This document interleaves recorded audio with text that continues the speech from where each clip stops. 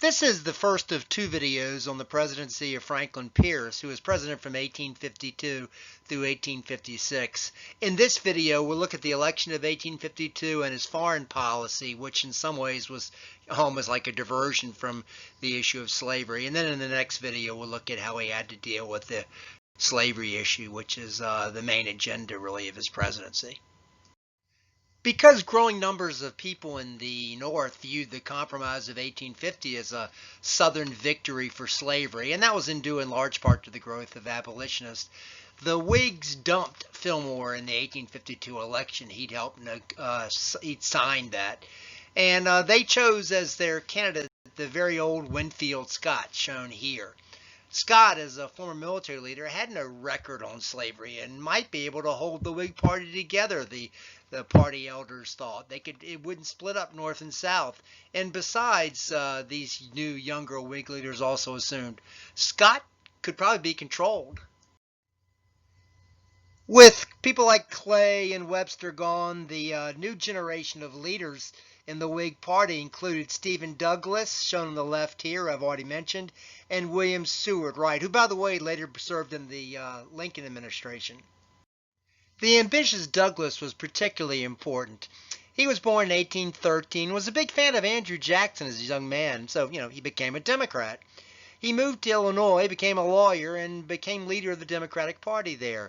He served as the state attorney general and on the state Supreme Court as well as in the state legislature, so he had quite the pedigree.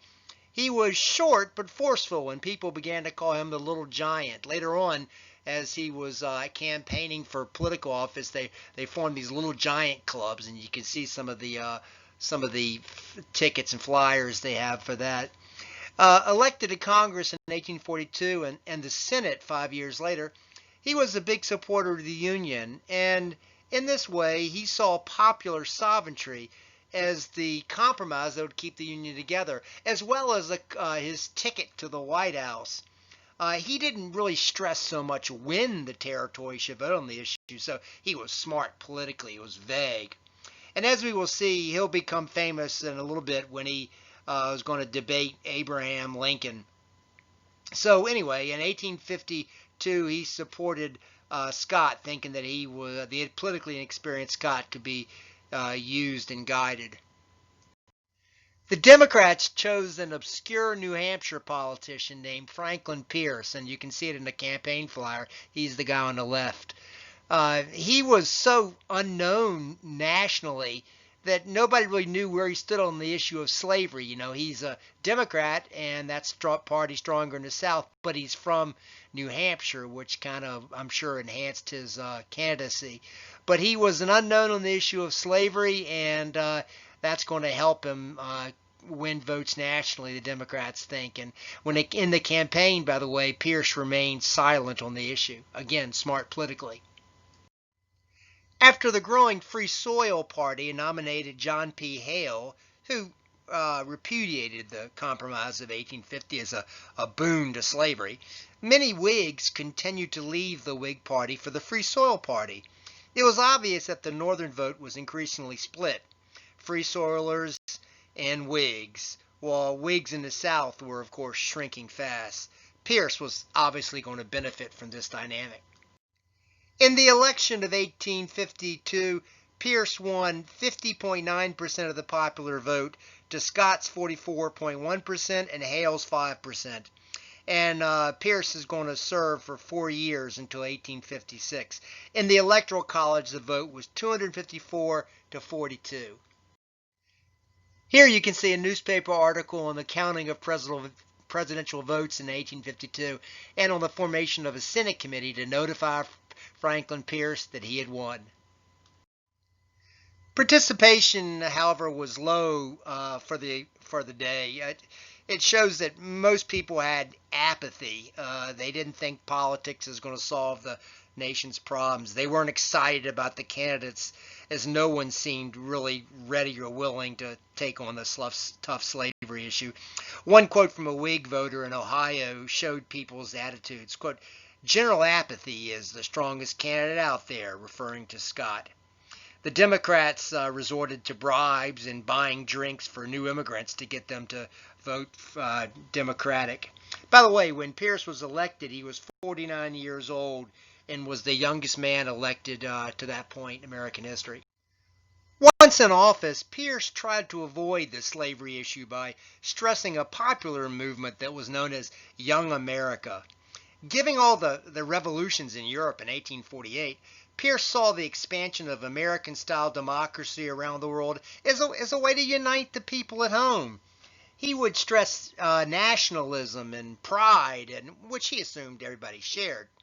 Now, as a Democrat, of course, he also saw Young America as a way for America itself to grow, the chance for new territories. Here you see a flyer for a new clipper ship that was named Young America, and kind of honoring Pierce and the popular Young America movement.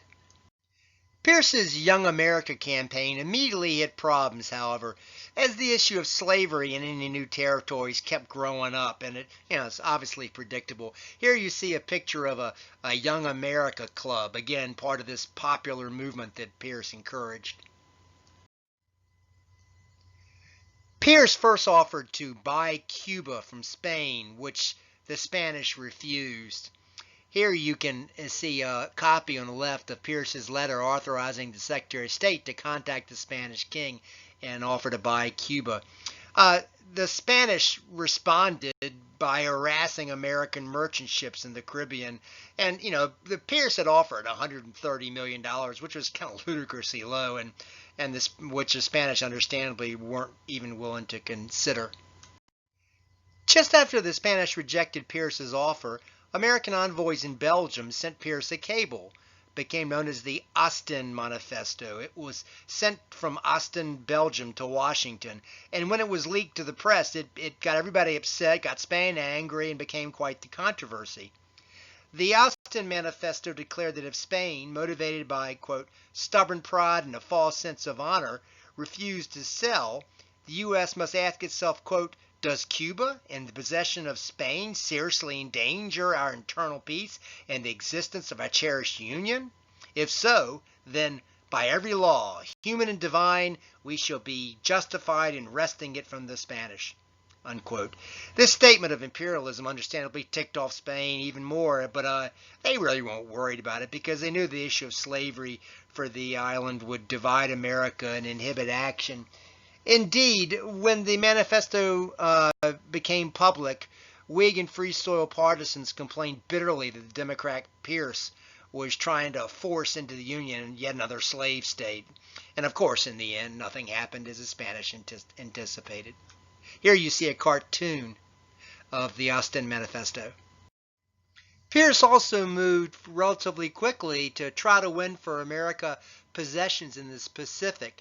And once again, this was probably a product of the fact that it was easier to get across the Pacific with improved communication than with the newer clipper ships. Several islands the U.S. began to say that they should have, began to claim. Samoa, about 20 degrees south of the equator in the South Pacific, had a great port of Pago Pago. The most important, however, was Hawaii, which was then known as the Sandwich Islands. The British still loosely claimed it, but unable to exert control, the island was really still governed by its own little monarchy. And the U.S. government under Pierce began to pressure it. Some Americans envisioned Hawaii as a new state, but the Hawaiian king demanded full U.S. citizenship for his people, and any statehood would mean another free state. So Hawaii didn't officially even become a territory until after the Civil War. The new clipper ships also made China more accessible, and in fact, in 1844, under President John Tyler, the U.S. had signed the Treaty of Wanhesha. It had opened several ports to U.S. trade, including the important port of Shanghai, which you can see on the right. It also granted Americans in China special privileges not granted to other foreigners. For example, the right to be subject to their own laws. Anyway, with this piece of legislation, Pierce was pretty consistent in encouraging new trade with China, which grew tremendously during his presidency. Just after Pierce left office, American missionaries won the right to proselytize in China, and the number of Americans there grew even more. Equally important with China was the success Pierce had in opening up trade with Japan. Japan had always been an isolated, xenophobic nation, and its shogun emperors had never allowed Americans into the country. As a matter of fact, for a while, if an American ship wrecked on their shores, the American sailors were forbidden to leave the country. Japanese leaders weren't dumb, however, and they realized the need to modernize, or they'd be a colony. So the Americans, so they're going to be open, and the Americans, meanwhile, saw a tremendous new market for U.S. goods. Pierce was smart in that way. Pierce sent American Commodore Matthew Perry to Japan in 1853 with a letter for the emperor. The following year, 1854, Pierce signed the Treaty of Kanagawa. Japan agreed to an American consulate, promised good treatment of any castaways, and even promised periodic trading visits. By the end of the 1850s, these visits had become regular, and in exchange for tariff concessions, Japan agreed to open up 5 ports to American merchant ships. In 1860, a Japanese diplomatic commission came to Washington for 3 months. It was the first ever to visit a Western country. This concludes the video on Franklin Pierce's election in 1852 and his foreign policy, which really faded in light of what was going on domestically, which is what we're going to talk about in the next video.